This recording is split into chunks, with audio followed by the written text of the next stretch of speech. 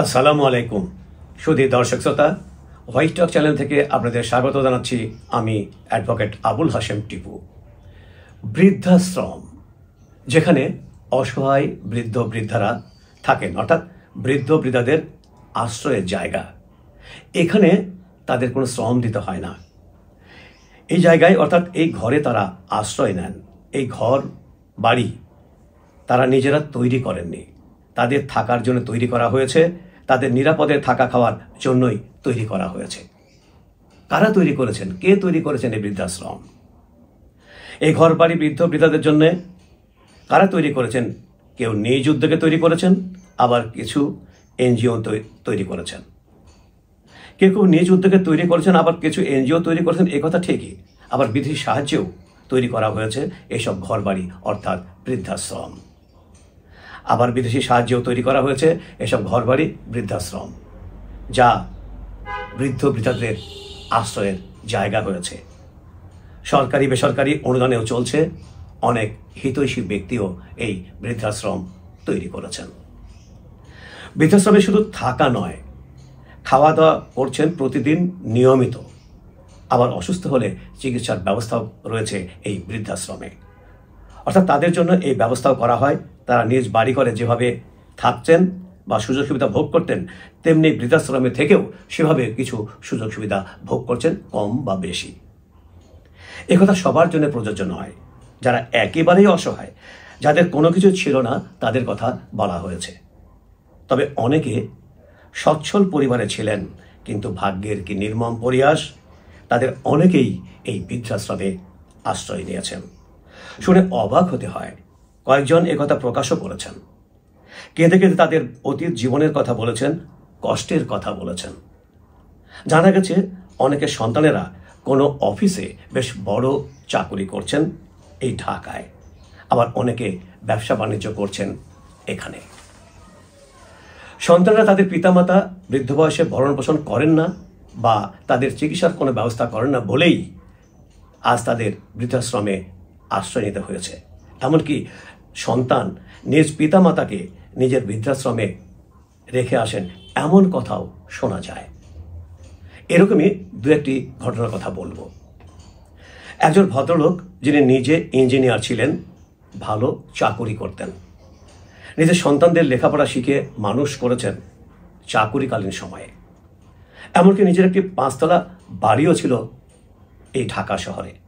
পরবর্তীতে সন্তান তার সেই বাড়ি নিজ নামে রেজিস্ট্রি করে নিয়েছেন। এরপর সন্তান বিয়েও করেছেন।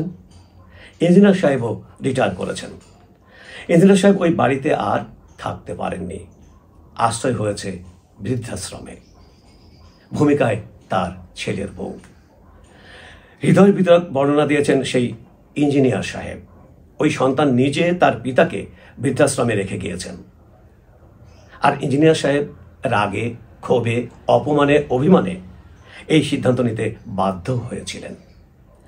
অনেক কথা আছে এখানে, এত কথা বলার মতো সম্ভব নয় বা বলার জায়গাও নয়। ইঞ্জিনিয়ার সাহেবের স্ত্রী অনেক আগেই মারা গেছেন, কিন্তু তিনি বিয়ে করেননি শুধু সন্তানদের মানুষ করার জন্য। পরিণতি হলো এই বৃদ্ধাশ্রমে।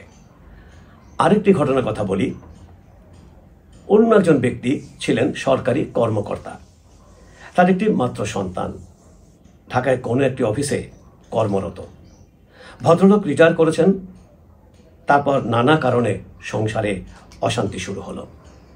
দুর্ভাগ্য যে ওই ভদ্রলোকের স্ত্রী, ভদ্রলোক যখন রিটায়ার করেছেন তার 2 বছর পরই মারা গেছেন। তার পরিণতিও ওই বৃদ্ধাশ্রমে।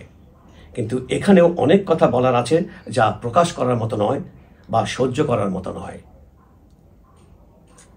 ঘটনাগুলো এতই হৃদয় বিদারক। সন্তান তার পিতার ব্যাপারে কোনো সঠিক সিদ্ধান্ত নিতে পারেননি।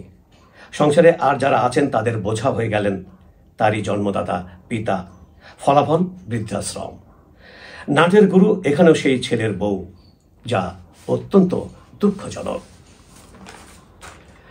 যা এতক্ষণ বললাম তা গল্প নয়, এটাই বাস্তবতা। আরেকটি ঘটনা সংক্ষিপ্তভাবে বলেই জবনিকা টানব। এই ভদ্রলোক বিদেশে চাকরি করতেন, শিক্ষিত মানুষ। চাকুরি করে প্রচুর উপার্জন করেছেন এবং নিয়মিত অর্থ পাঠাতেন দেশে থাকা স্ত্রী ও সন্তানদের জন্যে। তার ভাষ্যমতে তিনি 2 ইউনিটের একটি বাড়ি করেছিলেন, বেশ বড়সড় বাড়ি বানিয়েছিলেন এই রাজধানীর কোনো একটি এলাকায়। প্রায় 35 বছর পর একেবারে দেশে ফিরে সেই বাড়িতে, অর্থাৎ তার অর্থে বানানো ওই বাড়িতে আর উঠতে পারেননি। এখানে ভূমিকা তার স্ত্রীর। বাড়িটি তার স্ত্রীর নামে রেজিস্ট্রি করা হয়েছিল, অর্থাৎ যে জায়গাটা কেনা হয়েছিল সেটা তার স্ত্রী তার নিজের নামে রেজিস্ট্রি করে নিয়েছিলেন। কেঁদে কেঁদে সমস্ত ঘটনা বলছিলেন ওই ভদ্রলোক। সান্ত্বনা দেওয়ার ভাষা আমার নাই। তারও আশ্রয় হয়েছে ওই বৃদ্ধাশ্রমে। বর্তমানে ওই ব্যক্তির বয়স 77 বছর। অথচ তার স্ত্রী সন্তান তাঁরই অর্থে নির্মিত ওই বাড়িতে বসবাস করছেন। আরও ঘটনা আছে যা এখানে প্রকাশ করার মতো নয়। 35 বছরে বিদেশের উপার্জিত অর্থের বিনিময়ে জায়গা হয়েছে ওই ভদ্রলোকের এই বৃদ্ধাশ্রমে। তার স্ত্রী তাকে ত্যাগ করেছেন, বিশ্বাসঘাতকতা করেছেন, যা কাম্য নয়। পরিশেষে বলবো, পিতামাতার প্রতি এমন আচরণ করা উচিত নয় বা সঙ্গত নয়, কারণ তারা জন্মদাতা পিতামাতা। দুনিয়াতে হয়তো অনেক কিছুই পাওয়া যায়, কিন্তু পিতামাতা একবার চলে গেলে তা আর ফিরে পাওয়া যায় না। একমাত্র পিতামাতাই তার সন্তানদের অতি পরম আদর যত্নে মানুষ করেন, অন্য কেহ নয়। এই বিষয়টা সন্তানদের বুঝতে হবে, অনুধাবন করতে হবে। বৃদ্ধ বয়সে তাদেরকেও আদর যত্নে তার নিজ সন্তানের কাছে রাখা উচিত, যার যার সাধ্য মতো। যেমনিভাবে তারা তাদের সন্তানদের মানুষ করেছিলেন নিজের কাছে রেখে। কোনো অবহেলা নয়, কোনো অসম্মান নয়, কোনো অসদাচরণ নয়, বরং পরম আদরে যত্নে সম্মানে রাখতে হবে। পরকালের কথা ভাবতে হবে, সেখানেও রেহাই নেই। এটা সকল ধর্মেই স্বীকৃত, কারণ সবাইকেই চলে যেতে হবে এই দুনিয়া ছেড়ে, কেউ চিরস্থায়ী নয়। পরিশেষে আরেকটি অনুরোধ করব, কোনো বাবা মায় যেন এই ভুল কাজটা না করেন, আর কোনো সন্তানও যেন জোর করে প্রলোভন দিয়ে যেভাবেই হোক বাবা মার কাছ থেকে কোনো সম্পত্তি, বাড়িঘর রেজিস্ট্রি করে না নেয়। আজ এ পর্যন্তই। ভালো থাকবেন সবাই। আল্লাহ হাফেজ।